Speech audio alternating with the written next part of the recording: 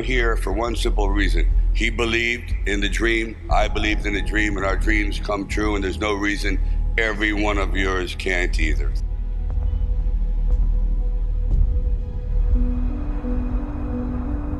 I used to sit in this little apartment, and it was a room. As a matter of fact, the room was so small, I remember I was able to open up the window and close the door while sitting on the bed at the same time. It was like 8 feet by 8 feet by 9 feet.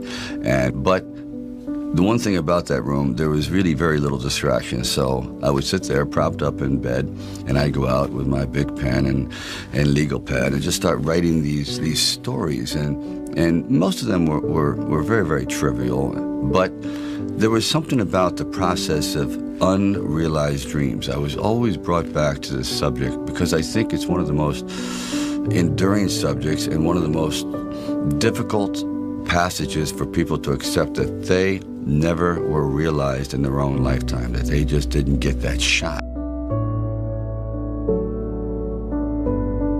I decided it was a time to come to California. So I went to California, and I moved in the Valley, and things weren't going very, very well there. As a matter of fact, I had to go out and try to sell my dog because he was either do that or he just was not going to be very well fed. And then one night, I went to see Muhammad Ali fight. For one brief moment, this supposed stumble bum turned out to be magnificent in the fact that he lasted and knocked the champion down.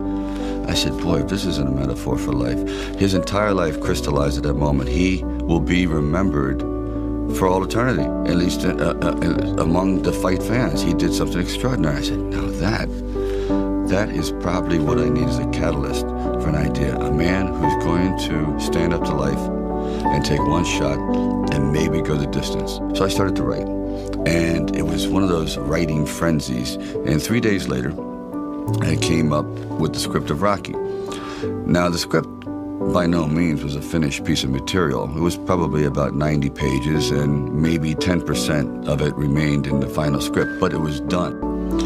So we're talking a little bit, and I guess I really wasn't right for the acting part. And on the way out, I said, I don't know if it matters, but I do a little bit of writing. He goes, really? He says, yeah, I'm writing this story, I have this thing about wrestlers, and I might do something about boxing. Well, he says, well, bring it around. And I thought, if I hadn't stopped on the way out, that's why I tell all actors or writers, don't give up, keep talking. Eventually you might hit a nerve somewhere, and they go, come on back.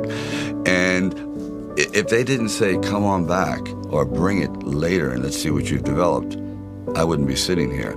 So I have to give incredible credit to their insight and their patience, and they're willing to take a chance, which it doesn't exist much anymore, unfortunately.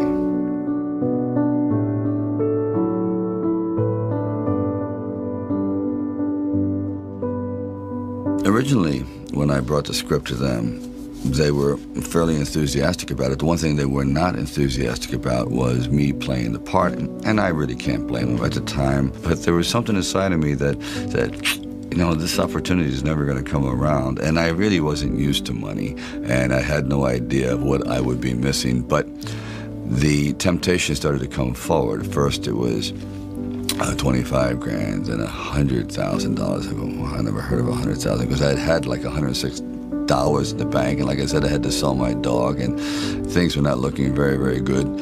My $40 card in the spin, and it went up to $330,000, and probably I heard it went up to $360,000, and I thought, all right, you've really managed poverty very well. You've got this down to a science. You really don't need much to live on. I had like sort of figured it out, so I was not in any way used to the good life. So I thought, you know what?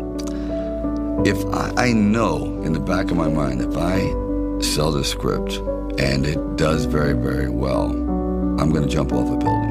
And if I'm not in it. So this is one of those things where you just roll the dice and you fly by the proverbial seat of your pants. Say, all right, I got to try it. I got to just do it. I may be totally wrong, and I'm going to be taking a lot of people down with me, but I just believe in it. We were working with the handheld camera at the time with Garrett Brown, and it was somewhat experimental.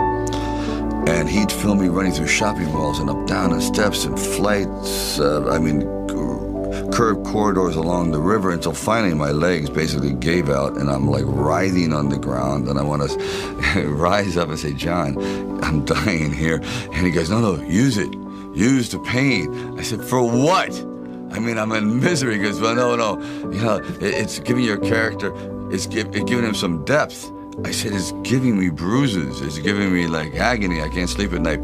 Like the scene where we just jumped down and saw this ship along the dock, this docked along the pier. And I said, just jump out, run as fast as you can along the ship. And I'm running and running. I said, you know what? My legs are buckling. I'm literally going to crash down here.